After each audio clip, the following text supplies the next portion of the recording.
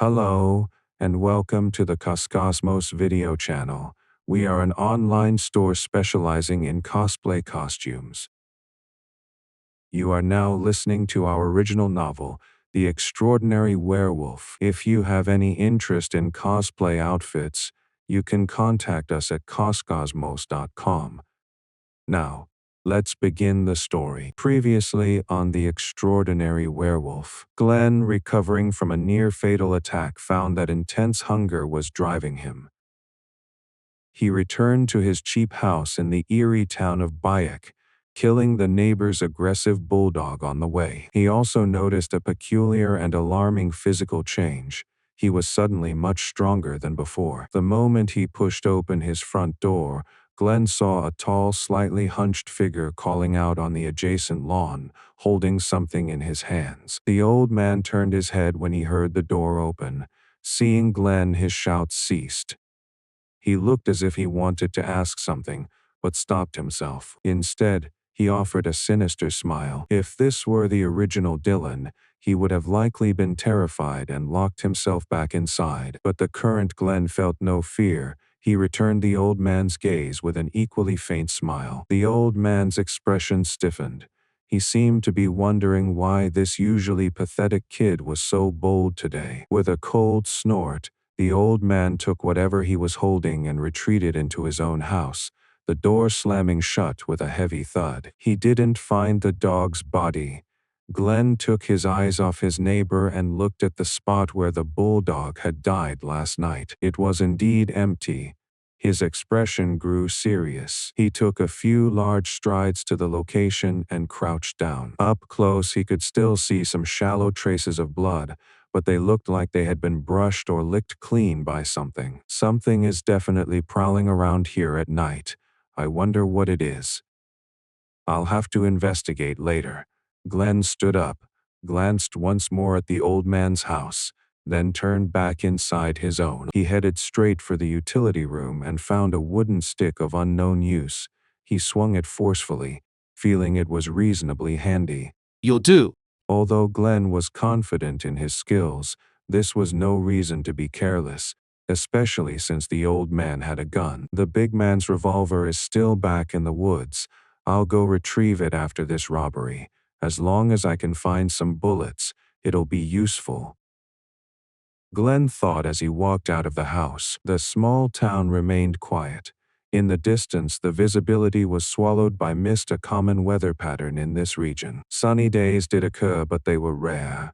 If it weren't for the memories confirming its inhabitants, an outsider would think this was a perpetually fog-shrouded ghost town. Glenn walked out of the yard, staying vigilant while thinking over his plan for the inevitable confrontation. With a light jump, he cleared the fence and landed on the old man's lawn.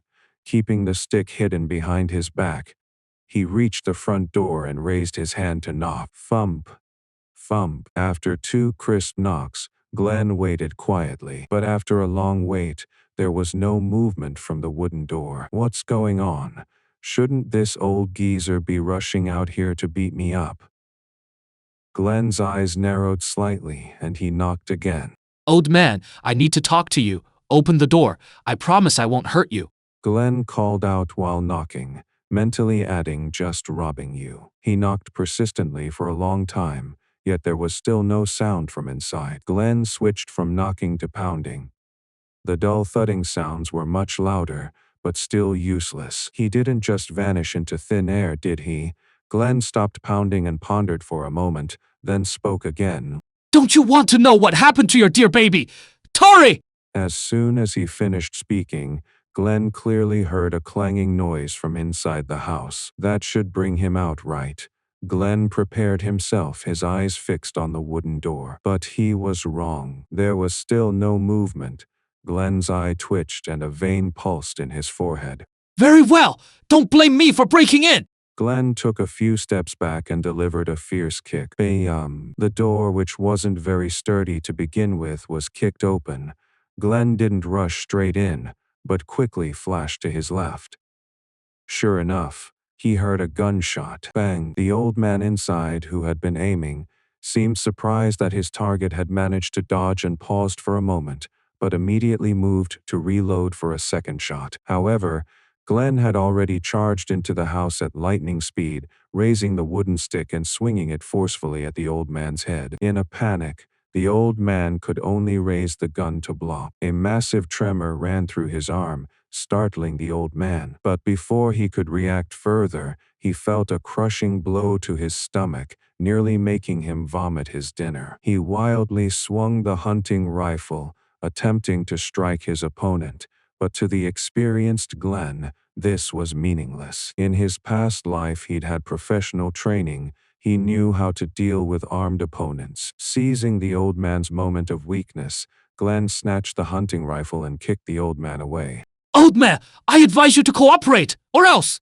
Glenn caressed a hunting rifle in his hands, looking at the tall old man slowly getting back on his feet, and delivered his threat. The man was about 6'3" and had thick muscular arms, clearly a formidable person, but his current pathetic state made it easy to relax one's guard. Kid, I don't know what happened to you, but don't get ahead of yourself. I don't think our neighbors appreciate rowdy residents. The old man spat out a mouthful of blood, his voice hoarse. The old man spat out a mouthful of blood, his voice hoarse. He must have noticed I wasn't normal, which is why he abandoned his usual aggressive manner and hid inside. Glenn didn't answer the old man's question, instead asking, Where is your food stored? Tell me, and I might mercifully spare your life. The sudden change in topic stunned the old man. What? What do you mean? What do I mean? I am robbing you, can't you tell? I am very hungry right now, so please don't waste my time, or I won't hesitate to make you suffer, Glenn said, looking impatient. Glenn said, looking impatient. The old man's face darkened, but he eventually slowly raised his hand and pointed to a room inside the house, saying, It is. It is all in the kitchen. Without hesitation, Glenn shouldered the rifle and strode in the direction the old man indicated. Soon the old man heard the sounds of rummaging from the kitchen, followed by the audible chewing of someone eating. He sat on the floor momentarily unsure how to react. What exactly happened to this kid? He is completely changed and he has such terrifying skill. Could he be possessed by a spirit?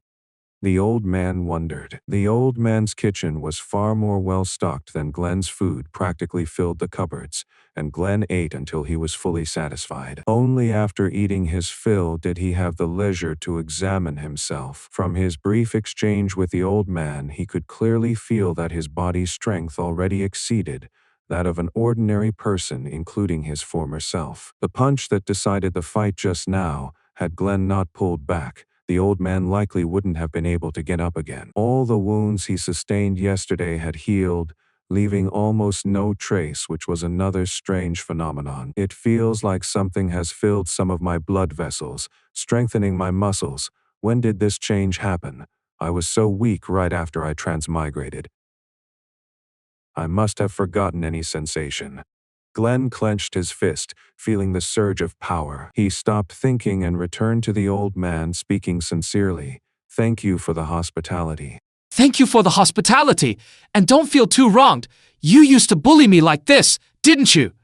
I think you know this is just karma coming back around. As for this hunting rifle, I'll be taking it with me.